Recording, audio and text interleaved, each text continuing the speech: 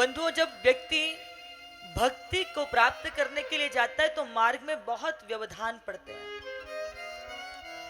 आपकी हर प्रकार से परीक्षा ली जाती है, लेकिन जो व्यक्ति दृढ़ निश्चय बुद्धि के साथ आगे बढ़ता है, बड़े बड़े व्यवधान आएंगे, परीक्षाएं भी होंगी, परंतु अंतोगत्वा आप सिद्धि के द्वार तक पहुंच जाते हैं। और इसका अनुपम उदाहरण यदि कहीं प्राप्त होता है तो वो हनुमंत लाल जी की हम इस पावन कथा में देखते हैं। और वैसे भी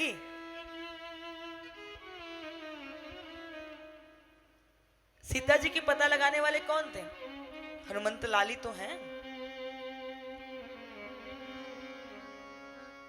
बंधुओं, एक बड़ा सुंदर सा वो हास्य प्रसंग आता है कि क्या हुआ कि एक मेला था, तो सुंदर सा वहां मेला लगा हुआ था, सारे लोग उस मेले में जाते थे। सेठानी बड़ी भारी भरकम से थी, उसने कहा कि प्रभु सब जाते हैं, मेरा भी मन करता है कि मैं भी मेले में घूमने के लिए जाऊं। तो सेठ बार बार मना कर देते थे। सेठानी ने जिद कर ली कि नहीं, मुझे भी मेले में जाना है, आप अकेले अकेले मेले में घुमाते हो। सेठ जी विचार करते थे, सेठानी जी इतनी भारी भरकम है, उम्र भी बढ़ गई है, चला जाता नहीं है, कहाँ मेले में घूमेंगी। अब सेठ जी जो हैं बार बार मना करते, पर सेठानी मानती नहीं है।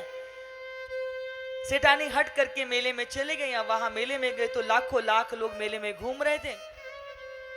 इधर मेले की उस धक्के में सेठ जी सेठानी से और सेठानी सेठ जी से बिछड़ गए।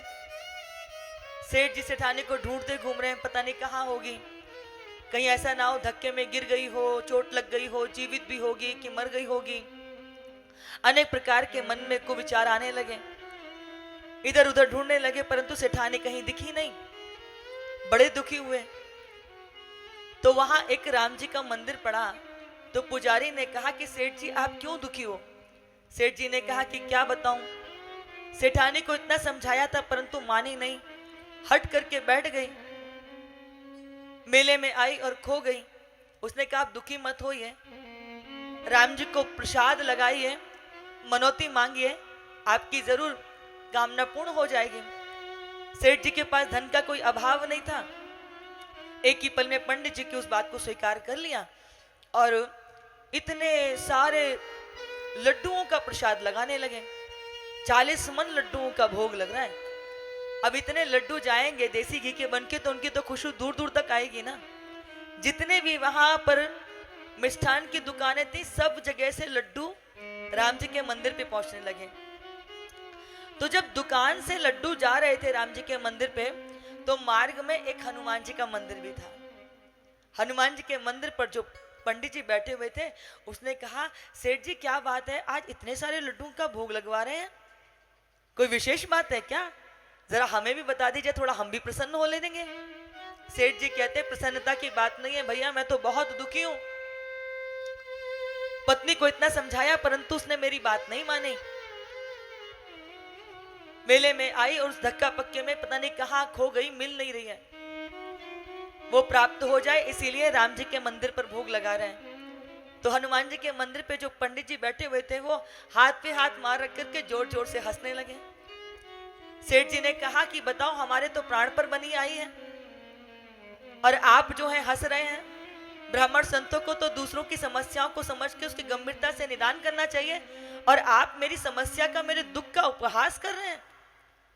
पंडित जी ने कहा क्षमा कीजिए सेठ जी, मैं आपका उपहास नहीं कर रहा, बल्कि इस बात पे हंस रहा हूं कि जो राम जी स्वयं अपनी पत्नी का पता ना लगा सके, वो आपकी पत्नी का क्या पता, क्या खाक लगाएंगे?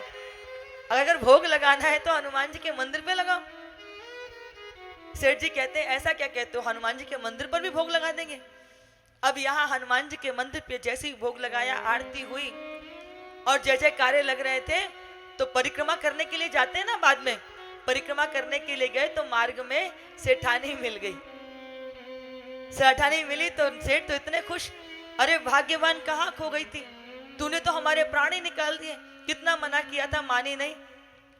बोले तुझे मालूम है मैं कितना दुखी हो गया था? सेठानी कहते इसमें दुखी होने की क्या बात थी, मैं कोई छोटी बच्ची थी जो खो जाती, अरे आप मुझसे बिछड़ गए। मैंने कहा कोई बात नहीं, घर तो मैं पहुंच ही जाऊंगी, सेठ जी मिल ही जाएंगे। अब मेले में आए तो कम से कम देव दर्शन तो करते चले, और मैं तो यहाँ दर्शन करने के लिए आई थी कि आपके दर्शन हो गए। ऐसी है हनुमंत लाल जी की कृपा। और मैंने क्या कहा, कलयुग के देवता हैं हनुमंत लाल।